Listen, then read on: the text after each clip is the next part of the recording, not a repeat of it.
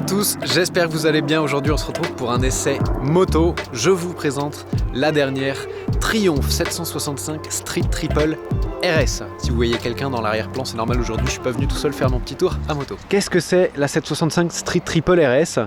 C'est un roadster de moyenne cylindrée. 765 c'est le nombre exact de centimètres cubes que fait le moteur. Et on a une moto qui est un peu retravaillée en fait au niveau du look. Moi j'ai pas testé l'ancienne, je pourrais pas vous donner de comparatif, mais je teste la dernière. Donc, la Street Triple, ça a toujours été ces deux optiques. Il y a quelques années c'était rond, ensuite ça s'est un peu effilé et là c'est devenu encore plus effilé avec des phares full LED là. Enfin, ça c'est la signature lumineuse de jour, mais on a des phares full LED, des clignotants full LED qui peuvent être à balayage en option. On a cette magnifique peinture gris métallisé qui est vraiment très métallisée. C'est assez subtil mais très sportif en même temps. C'est vraiment un pur roadster. Donc tu vois, le cadre, il est reconduit de la dernière génération et d'ailleurs il est emprunté en partie à la Daytona, la sportive. Et ce qui frappe en fait sur cette moto, de prime abord, c'est la finition. La finition est incroyable. Partout où tu poses tes yeux, c'est beau. Là, le petit badge sur le moteur, le ressort, le frein, enfin les écrous, tout est magnifique. Et regardez, ça c'est le silencieux d'origine, le pot d'échappement. Il a une petite finition carbone avec un badge Triumph, il est super beau. Pour la sonorité, on va voir après. Sur la RS, on n'a pas de capot de selle, on a directement la petite selle passager avec ici deux petites écopes, assez sympa. Ah, le soleil nous a rejoint. Ce qui change sur la RS par rapport à la R et à la S, c'est qu'on a des suspensions all-in à l'arrière, Showa à l'avant, et ça c'est magnifique, ressort jaune. 41 mm la Showa à l'avant. Le freinage, c'est du sérieux, très sérieux. Deux disques de 310 mm à l'avant, pincés par des étriers radio Brembo à 4 pistons. Et là, vous voyez, il y a 3 collecteurs d'échappement parce que c'est un 3 cylindres. Et les 3 cylindres, si vous avez déjà vu quelques de mes vidéos précédentes, ça fait un très beau bruit, ça siffle, ça monte dans les tours. Ici, la moto fait 123 chevaux à 11 750 tours minute. Donc, il va falloir aller les chercher très haut, les chevaux. Et on a quasiment 10% de couple supplémentaire par rapport à la génération précédente. On est à 79 Nm de couple et le pic de couple est à 10 800 tours. Donc, c'est très haut. Triumph dit qu'ils ont amélioré la plage de couple à bas et à mi-régime par rapport à la génération précédente et globalement aussi sur toute la plage, mais que les mi-régimes et les bas régimes sont plus coupleux qu'avant. On a un système d'accélérateur Ride-by-Wire Electronics qui nous permet d'avoir 5 modes de conduite. On a Rain, Road, Sport, Track et Rider qui est le mode configurable. On a un anti-patinage et un anti-wheeling déconnectable. L'ABS aussi, c'est un moteur qui est refroidi par eau, donc on a un gros radiateur devant. La seule chose qui me plaît moyen dans la finition, c'est le klaxon qui est juste là. Il dépasse un petit peu et puis surtout il est très exposé au gravillon. De série, on a un shifter qui permet de passer les vitesses vers le haut et vers le bas sans toucher à l'embrayage. Et une transmission finale par chaîne. Là, on est sur des pneus très sportifs. Tu vois, c'est quasiment des pneus lisses. Avec la gomme, tu peux enfoncer ton ongle dedans comme dans du beurre. Donc ça va être génial pour les conduites sportives. En conduite de tous les jours, en revanche, l'hiver, quand il va pleuvoir, je suis pas sûr que ce soit très safe. On a aussi désormais des rétroviseurs qui sont en bout de guidon. Ça, c'est assez sympa. Je trouve que c'est très joli en look, plus que les rétros classiques. En option, on peut avoir les poignées chauffantes, mais pas de régulateur de vitesse. Et ici, ce qui est sympa, c'est que tu peux régler, bon, comme sur toutes les motos, la course de l'embrayage. Tu mets grâce à une vis micrométrique, donc c'est très précis, embrayage à câble. Et sur le frein, tu peux régler évidemment la course de la poignée de frein, mais aussi la dureté, donc le mordant que tu auras au niveau du frein. Ça, c'est très bien.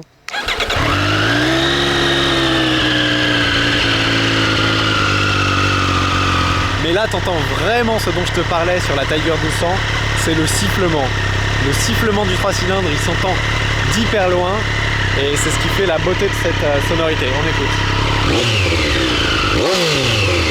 Et ça, c'est le pot d'origine. Hein. En option, tu peux avoir un pot sport, c'est le pot Arrow.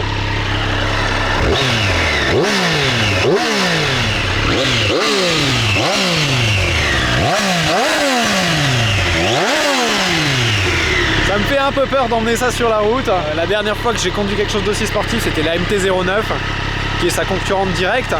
Il y a la Ducati Monster aussi. La Triumph, c'est la plus chère, elle est à 12 100 €. C'est la plus premium, c'est aussi la mieux finie pour l'instant. On va voir ce que ça donne sur la route. Bon, nous voici à bord de cette Street Triple RS. Donc, je vais pas vous filmer de la ville ni de l'autoroute parce que Ce serait un peu long, c'est un peu moins fait pour ça qu'un trail, on va dire, enfin surtout pour la partie route, mais je vais vous en parler parce que j'en ai fait. Donc en ville, c'est un roadster, donc t'as les pieds par terre, la selle est un petit peu plus haute qu'auparavant, donc sur route tu auras les genoux un petit peu moins repliés, ce qui est très appréciable, plutôt confortable. Et en ville c'est très maniable, le moteur est très très souple, bien que si tu mets les gaz, attention, il y a du couple très très tôt désormais, quasiment 10% en plus, ce qui fait que tu as des reprises sur les premiers rapports qui sont très très féroces. Les deux premiers rapports par rapport à la génération précédente ont été raccourcis, donc tu vas accélérer plus fort tout simplement. Niveau confort de suspension, c'est franchement très très bien, je m'attendais à quelque chose de très très dur. Alors c'est ferme, mais la qualité de la suspension est exceptionnelle. On a du Showa à l'avant, du Öhlins à l'arrière, réglable les deux manuellement, pas de réglage électronique sur cette Street Triple RS. C'est ferme, mais c'est hyper bien suspendu. On a un embrayage par câble, shifter up and down de série qui marche très bien, à basse comme à haute vitesse.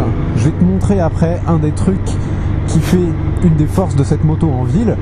C'est la souplesse de son moteur en fait. Regarde, hop, je me mets en 6ème pour te faire la démo. Je vais ralentir jusqu'à 40 km/h en 6ème. Là où n'importe quel moteur brouterait, regarde, même 39. Je mets les gaz, ça repart sans problème.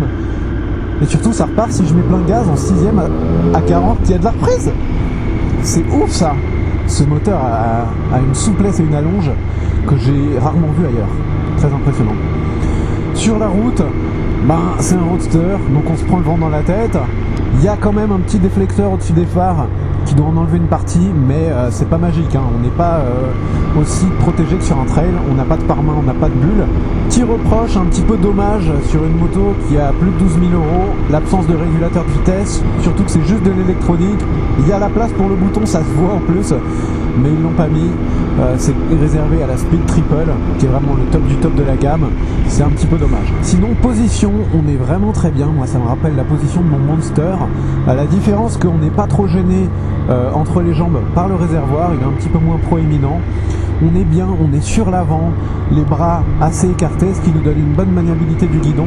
Et c'est pas une position sur l'avant inconfortable. Par exemple, sur une S1000RR, c'est une position sur l'avant inconfortable.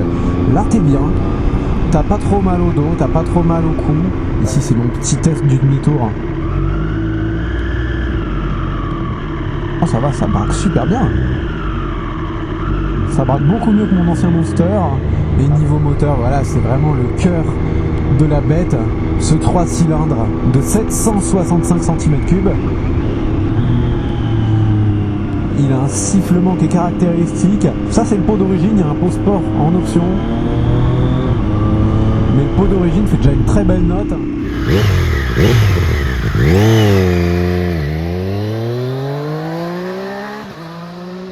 Bon, je pouvais pas vous faire un essai de cette moto sans faire un petit tunnel où on va faire hurler son 3 cylindres. Parce que c'est une des signatures de la Street Triple RS. La sonorité du fameux 3 cylindres de 765 cm3 qui siffle, qui est très rageur. Franchement, c'est une pièce d'anthologie ce moteur. C'est pour moi, c'est cadeau.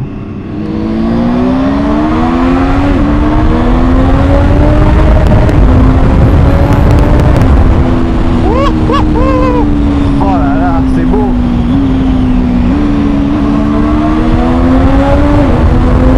Oh là là là là là là là là là là. Waouh. Oh là là. En fait, ça monte tellement vite en régime qu'on tape le rupteur si on n'est pas vigilant ou habitué à la moto. Moi, je l'ai pas depuis longtemps là. Oh, faut repasser par un tunnel. Oh non. Cette fois, je pars en seconde. C'est incroyable.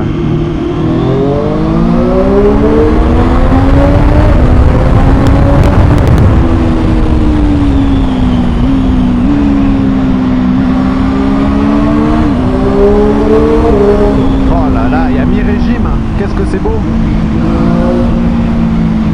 Oh, dans les tours ça hurle, mais à mi-régime, c'est comme une Aston Martin V12. C'est presque là que tu profites le plus de la sonorité du moteur. C'est beau. C'est plein, le moteur il est plein. Bon, maintenant qu'on est sur une petite route, il va être temps de pouvoir ouvrir un petit peu les gaz, de voir ce que ça donne en conduite sportive. Depuis le début, je suis en mode road, il y a plusieurs modes de conduite. Il est assez facile d'utilisation cet écran et ce système, c'est vraiment pas mal. Hop, on passe en sport, on reste appuyé, on lâche les gaz. Hop, voilà, là on est en sport. C'est nerveux, là je suis en 4ème, il y a des très très belles reprises. On va écouter un peu la sonorité.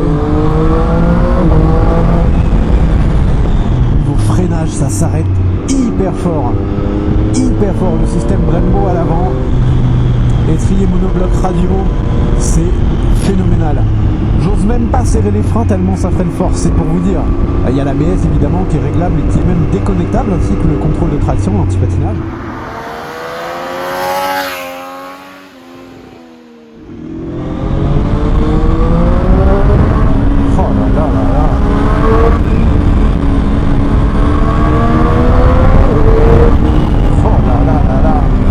La dernière fois que j'ai eu des performances aussi féroces, c'était sur la MT-09.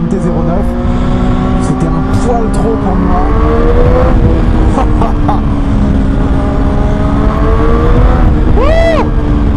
Ça c'était un petit wheeling. Waouh.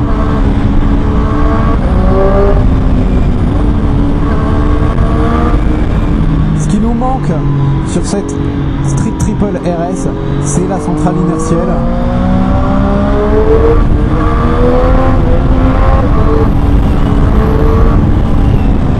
Ce qui fait qu'on a un contrôle de traction, on a un anti-wheeling, on a un ABS, mais on n'a pas l'ABS cornering parce que la moto ne peut pas détecter l'angle que prend la moto tout simplement dans les virages. Oh là là, en sport, c'est d'une nervosité. Alors sport à proscrire pour la ville, hein, parce que c'est vraiment... j'adore cette sonorité.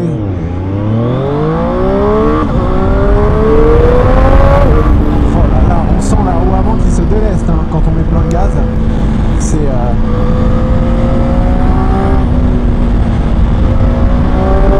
Oh là, c'est féroce. Et elle prend les tours, hein, celle-ci.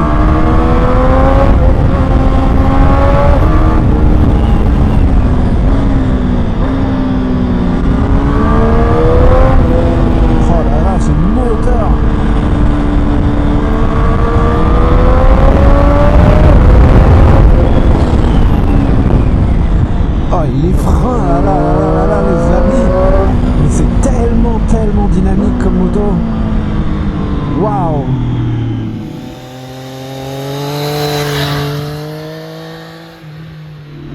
J'adore la sonorité, qu'est-ce que c'est beau.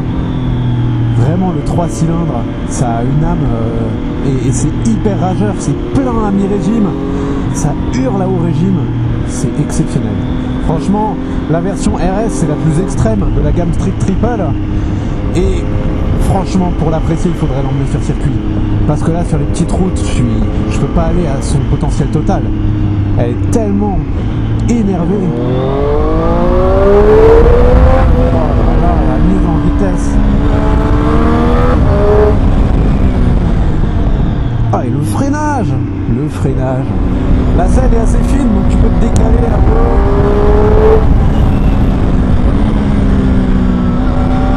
Dans les virages.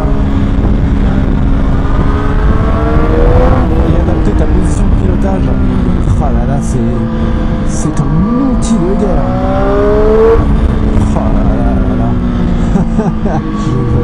J'adore. Moi, vous savez, je suis fan des gros bicylindres qui font des gros, du Monster. Hein. Moi, je suis toujours amoureux de mon ancien Monster, le 796. Mais là, le côté rageur, puissance à haut régime du 3 cylindres, c'est magique. Petit reproche à l'échappement, il manque de petites déflagrations à la décélération, mais en même temps, l'échappement comme le moteur sont normés Euro 5, et donc forcément, il y a des filtres, il y a des machins qui font qu'il n'y a pas cette sonorité.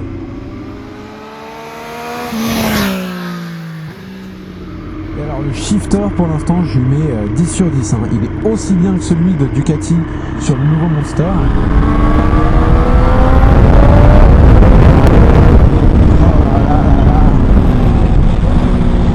Les freins en plus sont tellement rassurants que tu te dis je peux prendre des vitesses assez folles.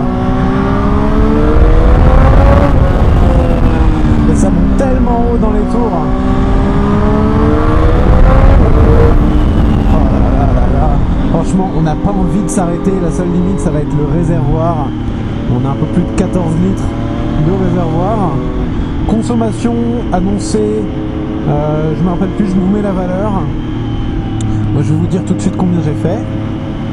7 litres 15 de moyenne. Voilà, c'est propre, hein, franchement, c'est propre. Oh là là.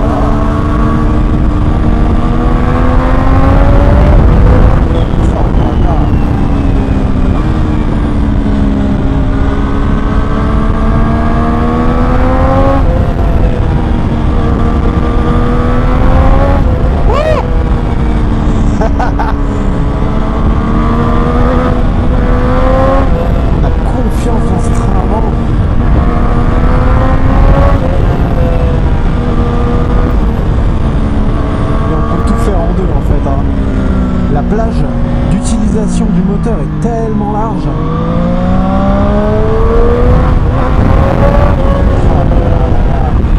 C'est vraiment une tuerie cette moto. On associe le caractère du moteur, le sérieux du châssis et des suspensions, le caractère, la nervosité, la sonorité. Ce moteur il est fabuleux. La précision du shifter, la férocité des freins et le look après. Je vous laisserai juge, mais franchement, elle est magnifique la moto. C'est probablement le meilleur roadster mid-size du marché. Alors au-dessus, vous me direz, il y a la Speed Triple. La Speed Triple RS avec son 1200. Alors en effet, il doit y en avoir encore plus sous le guidon. Oh là là là. Mais aussi le moteur, le 1200, il est plus lourd. Donc peut-être qu'elle sera un tout petit peu moins agile. Bon, j'espère que les amis, vous avez apprécié l'essai de cette Street Triple RS. Moi, c'était la première fois que je testais une Street Triple. Et bon, je suis parti sur la meilleure. Oh là là là là là. C'est la plus folle. Et elle est exceptionnelle. Franchement, j'adore. J'espère que vous avez kiffé autant que moi cet essai. Si c'est le cas, n'hésitez pas à mettre un pouce vers le haut, à vous abonner si ça n'est pas déjà fait. Et comme d'habitude, je vous dis à très bientôt pour la prochaine vidéo. Ciao!